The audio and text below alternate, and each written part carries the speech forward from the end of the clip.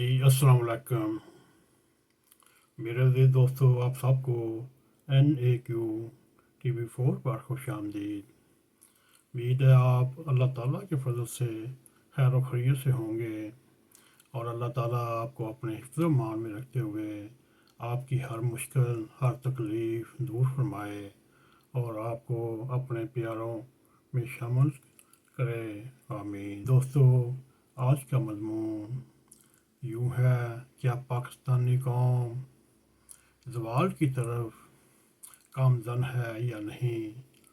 میرے عزیز دوستو، اگر کوئی نیچے گر جائے اور اٹھ کھڑا ہو، اس کو دنیا میں ترقی کرنے کے چانس ملتے ہیں، یا پھر وہ اٹھ نہ سکے، اٹھنے کی سکت نہ ہو، تو وہ پھر اس کی موت یقینی ہے، کیونکہ زمین کے نیچے صرف قبر ہوتی ہے۔ میرے عزیز دوستو، یہی حالات افراد کے علاوہ قوموں کے بھی ہوتے ہیں۔ دنیا عالم کی تاریخ میں ایسی کئی قوموں کا ذکر ملتا ہے اور جو وہ ترقی کی میں آسمانوں کی بلندی کو چھو رہے ہوتے ہیں، لیکن جب ان پر زوال آیا، وہ پہلے آہستہ آہستہ نیچے گرنے لگیں اور پھر وہ زمین کے اندر دھنس گئی۔ لیکن جب ان پر زوال آیا تو ان کی قبروں اور ان کا نام و نشان مٹ گیا۔ میرے عزیز دوستو، ذرا سوچئے، کیا اس وقت پاکستان کے حالات زوال پذیر قوم کے ہیں یا نہیں؟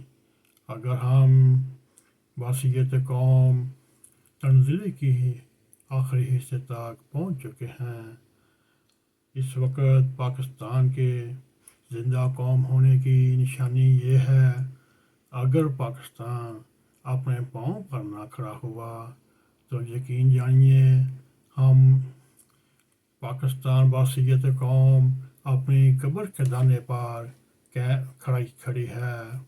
ہمارے ساتھ یہ پہلی بار نہیں ہوا۔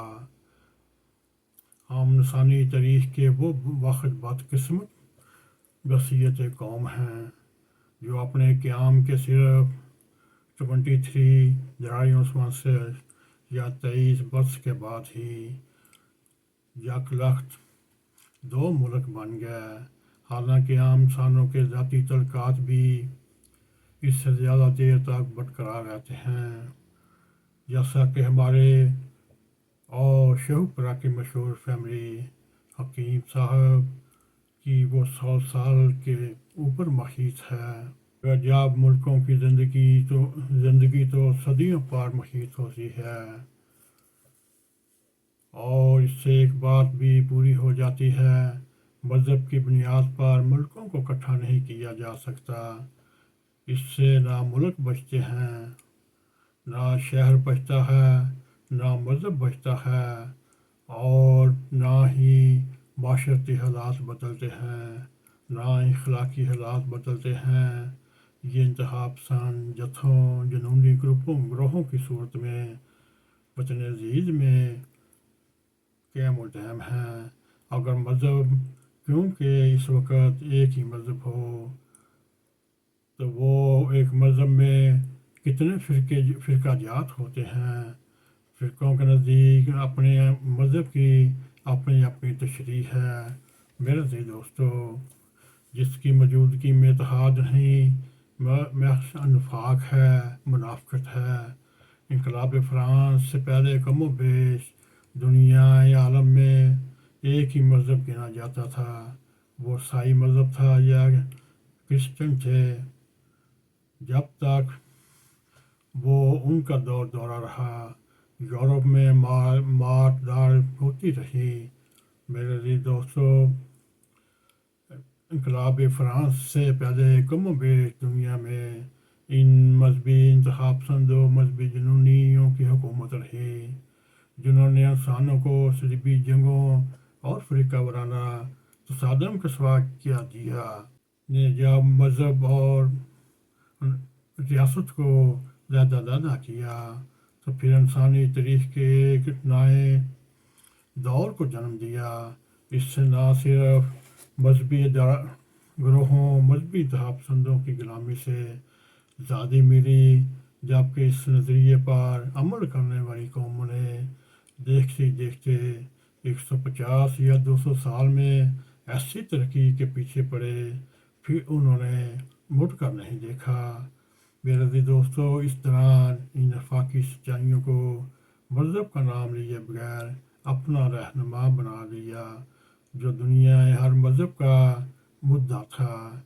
اس سے نظریاتی اختلافات ختم ہونے لگے اور وہ سارا وقت اپنے ملکوں تعمیری سرگرمیوں میں گزارنے لگے۔ اس سے اتھڑا ہوا نظام تھا جسے ہم اس وقت بڑے فخر کے ساتھ پاکستان میں مذہبی اتحاد پسندی، فرقہ وارانہ نظام، تصادم، نظریاتی مذہب کو جب تک سیاست سے علیحدہ نہیں کریں گے، وہ یہی حال ہوتا ہے جو اس وقت پاکستان کا ہے۔ اور جس معاشرے نے، ملک نے مذہب کو سیاست سے علیحدہ کیا، تو آج وہ ترقی میں ہمیں شکست فاش دے کر آگے بڑھ رہے ہیں۔ اگر مداخلت کی صورت میں ملکوں میں ترقی ہوتی اور ملکوں کی بنیاد بن سکتی، اسی مذہب یعنی عیسائیت سے تعلق رکھنے والے 100 سے زیادہ ملک نہ ہوتے، نہ ہی مسلمانوں کے 54 مذہب ایک ہوتا ہے، لیکن ان میں فرقہ واریت برادریوں کو الگ ہوتی ہے۔ اگر آپ مذہب، فرقہ، ماں باپ، رشتہ دار بھی ایک سے ہوتے ہیں اور پھر وہ گھر بھی ٹوٹ جاتے ہیں۔ میرے عزیز دوستو، اس کا مطلب یہ ہوا تو وہ ملکوں کو کیسے بچا سکتی ہے، نیز خاندانوں اور ملکوں کو توڑ دیتی ہے۔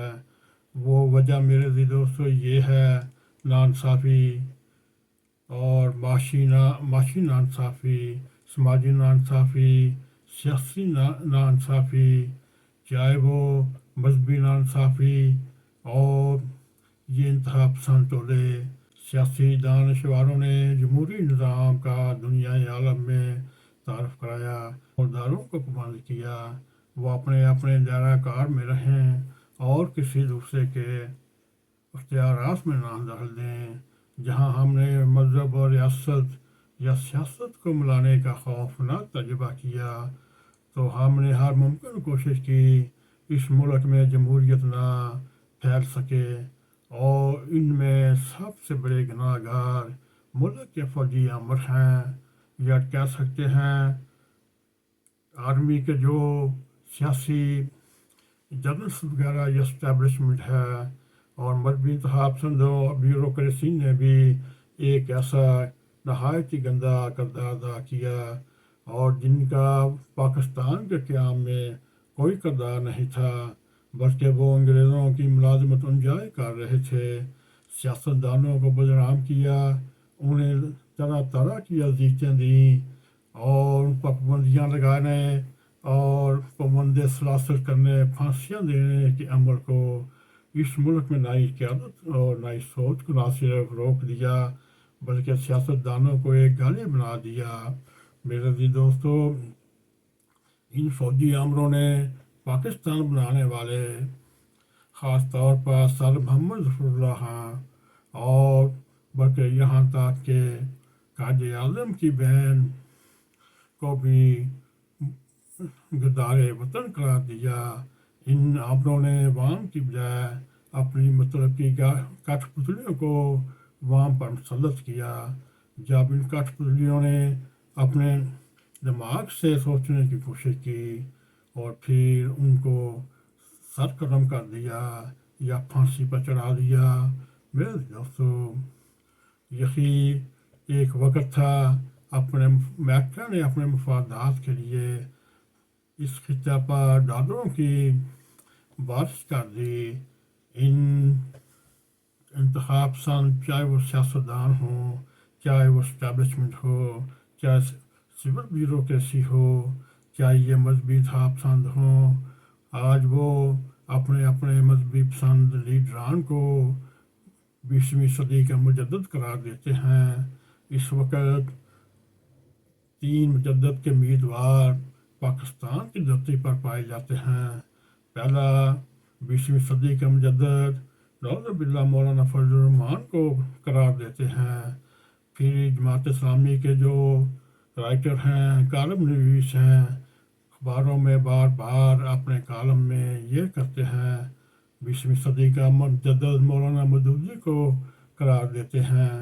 اب نئی ایک تاریخ انصاف آئی، وہ بھی 20ویں صدی کا مجدد عمران خان کو قرار دیتے ہیں۔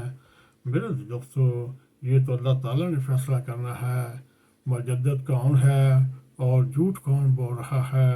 میرے دوستو، اس وقت پاکستانی قوم تاریخ کے دائرے پر کھڑی ہے اور اس میں خدا تعالیٰ کی پناہ ایک ایسے شخص کو صاحب اقتدار میں لائے جو اینٹی سیاست دان تھا، جو اسٹیبلشمنٹ کے مقصد کو آگے بڑھائے۔